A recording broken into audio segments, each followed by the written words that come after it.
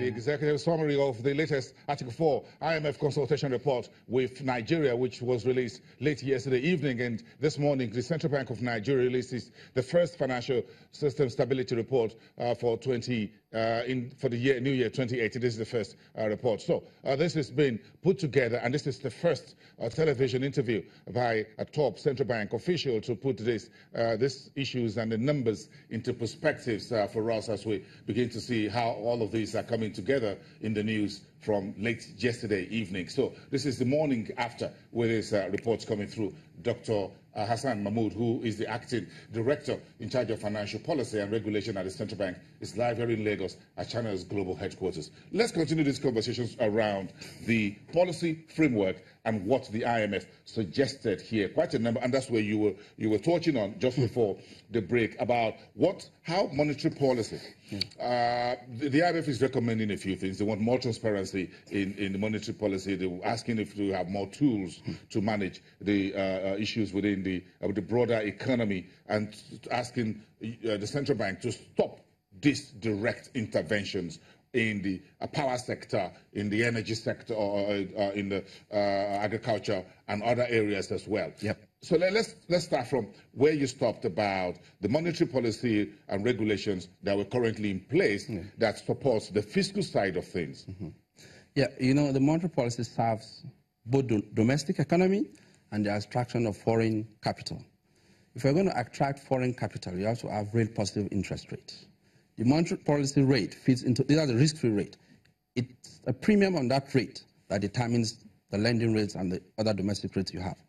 If the monetary policy rate is way below the inflation rate, you see it's a discouragement for foreign capital inflows. And we need that foreign capital inflows. There's a huge financing gap that we have in the economy now. And even the federal government is actually looking of swapping domestic debts by bringing in foreign debt at 2-3% interest rate to take off the 17-18% interest rate exposures that they have. So the monetary policy rate is an anchor rate that, you know, the central bank uses to affect both the exchange rate, the domestic interest rates, and the capital flow investment that comes into the economy. Right now, the regime we have is comfortable to tame the inflation rate. However, the domestic interest rates are still high, and also you see, you know, issues coming up at the fixed income market where the rates are still a bit high. Some folks says you should stop chasing inflation. Yeah, we are not chasing inflation. Central bank is about it's not that we are chasing inflation. The main mandate of central bank is price stability, maintaining price as a primary mandate of Central Bank of Nigeria. And we have monetary tools to maintain price stability, but we also need complementary fiscal tools to do that. So monetary policy, by the time government is spending, you see huge capex now, you know, capital investment by government. These things bring liquidity into the system. The central bank will have to moderate the effect of that excess liquidity in the system on the rates that prevails in the market, on the money market. Technically speaking, yes. On inflation. Yes. So you have a band, yes. Whether 7 to 9% or whatever it is. Would it be okay if the central bank goes for a longer horizon in terms of inflation targeting? Yeah, we have a band, but we are asking for a single digit limit. So can we do 2 to 3 years rather than just some figure that keeps modulating?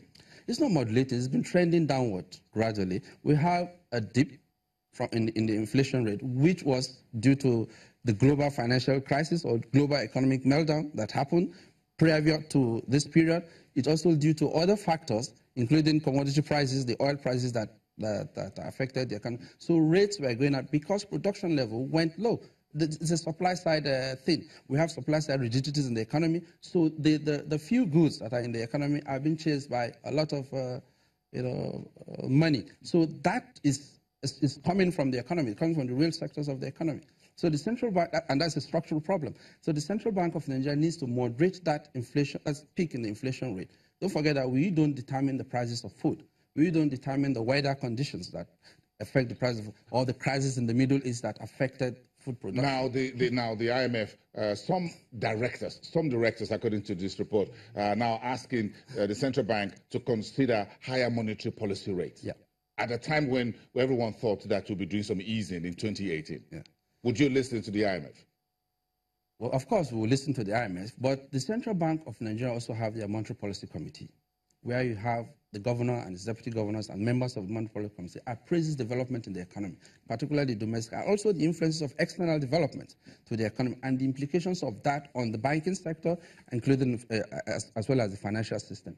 The bank, the governors and the members of the MPC have enough data before them to be able to analyze what will be the implications of if the Central Bank of Nigeria decide to hike monetary policy rate. What are going to be the implications? I'm not a member of that committee, but even from the general analysis we have now, given the trend of the inflation rate, which is still 16–15% high now, and the interest rate in the economy, that is my personal opinion now. It will not be wise on the part of central bank to hike more rates now.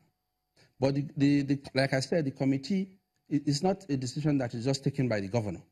It's a decision that is based on empirical evidences, is a knowledge-based analysis, which will give adequate information of what are the implications of what we are going to do on the economy. The IMF will be more interested in that because they're looking at foreign capital inflows. But also, it's not all foreign capital we're interested in.